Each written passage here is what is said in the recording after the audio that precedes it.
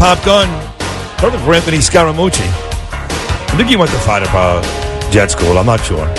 He's done everything, Anthony Scaramucci. He's like the Forrest Gump of the real life. Made millions and millions of dollars. Worked for Donald Trump. Owns the Mets. Has the hottest restaurant in New York City. When I grow up, I want to be like Anthony Scaramucci. No doubt. He's a great guy, though. I'll tell you. But he's a great guy. Like he is. That's the beauty right. of it. He could easily be a dick, and he's so not. He's a great guy. Well, we should save this for when he's actually on hold, so he can hear us talking nice about him. You're right. Hey, Jill, is Anthony on hold yet? Yeah, absolutely. Heard every word. Oh, what do you know? And by the way, not only do we love Anthony Scaramucci, but my daughter Ava had the chance for the first time to talk to Anthony on the phone a couple days ago, and she loved him. And he was great to her. So here he is, nice. Our dear friend, the great Anthony Scaramucci from Parts Unknown. Once again, good morning, Ant.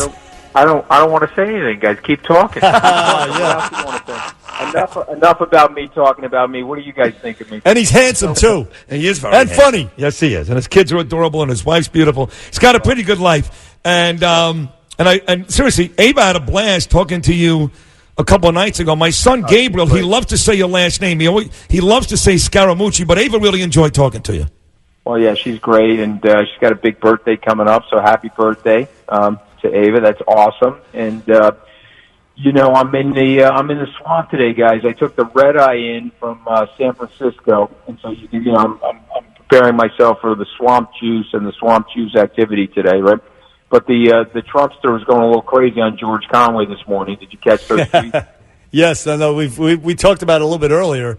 That guy, there seems to be something a little bit off about this guy. I mean, if your wife was tweeting stuff about your boss, Anthony Scaramucci, if you had a boss, I mean, there would be something wrong with that picture, right?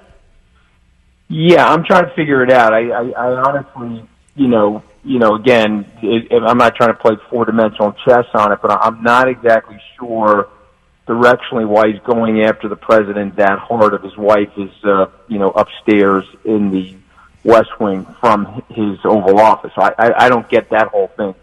Having said that, you have to expect at some point the president let that go for 3, 4, 5, 6 months. I don't know what the exact number is. But that's over now, so he's got the gun turret pointed towards him, and he'll be blasting away, And so the one thing though is that what I'm sort of concerned about with the president, because you guys know I'm loyal to him, want to see him do well. Obviously, would like to see him win re-election.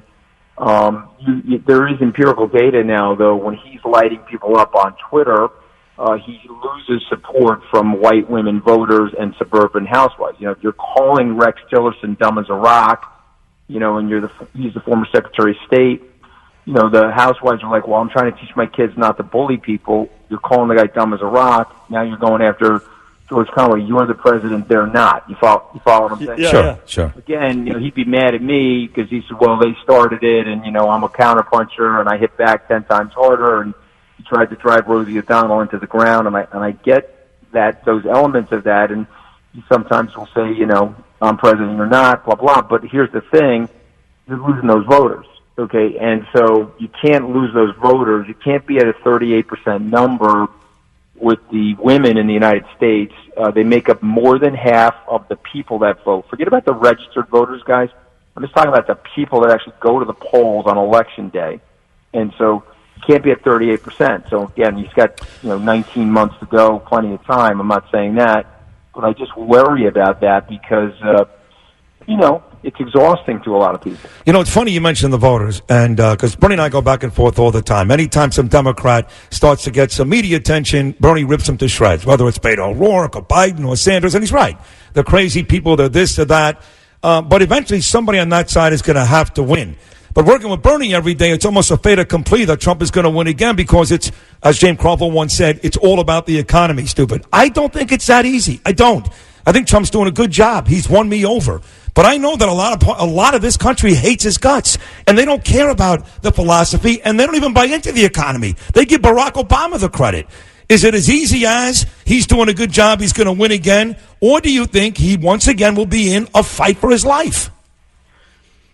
Well, look, I always try to put it straight up the middle, and I'm not a Trump apologist. I think he's in for the fight of his life because he stylistically is turning off so many people that even though the economy is okay, if you get a guy like Joe Biden who's a centrist, they'll be like, okay, well, he'll be a good steward of the economy. If they put like a left-leaning loon up there, like a whack-a-loon, then, I would tell you that Trump will probably beat them, probably beat him into the ground. But here's the thing I would tell you guys.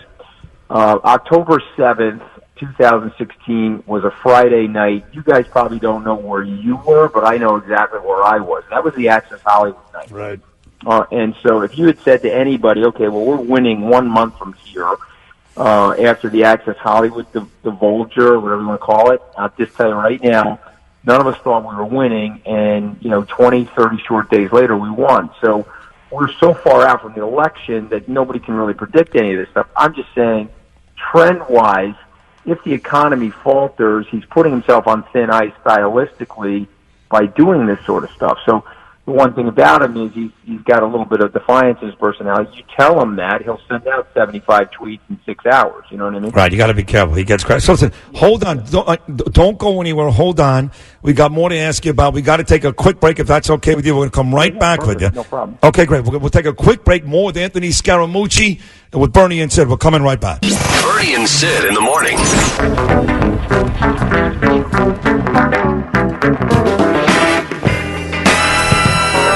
That's right, folks. Back on the Bernie and Sid Show on 77 WABC Radio. We're lucky enough to have Anthony Scaramucci stick around for us on part 2 of our interview here, his weekly interview on the Bernie and Sid Show.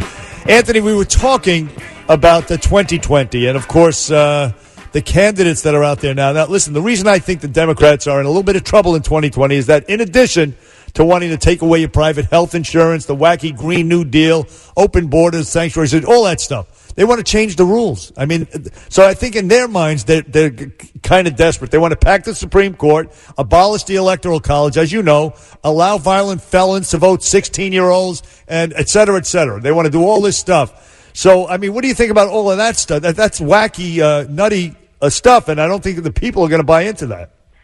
Well, no, I totally agree that a lot of the people won't buy into it, but I think they're right now playing to the Democratic base. And, this is just my intuition, that is playing well with the Democratic base. In other words, Democratic base hates Trump.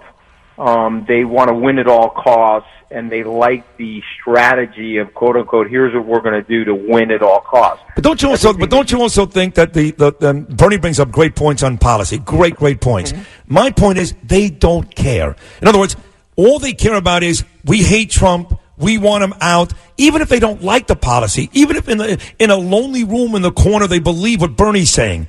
They're still going to vote against him because they hate him.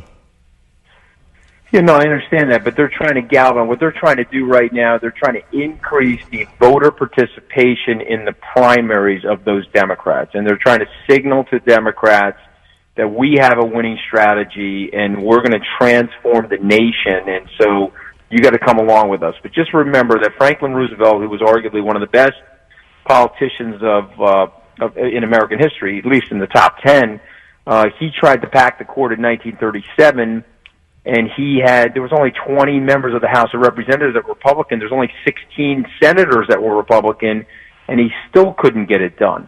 And so, you're going against historical president, a 242-year-old Constitution to try to pack that court. So I think it's posturing. I think it's political posturing to ignite their base, get their base excited that Trump is a win-at-all-costs kind of guy. Well, guess what we are? We're win-at-all-costs kind of people. I just don't see any of those things that they're mentioning happening. They're going to lower the voting age to 16, and if they control the House and Senate and the presidency, could they get that done? Yes. Is the Supreme Court going to allow for that? I don't know.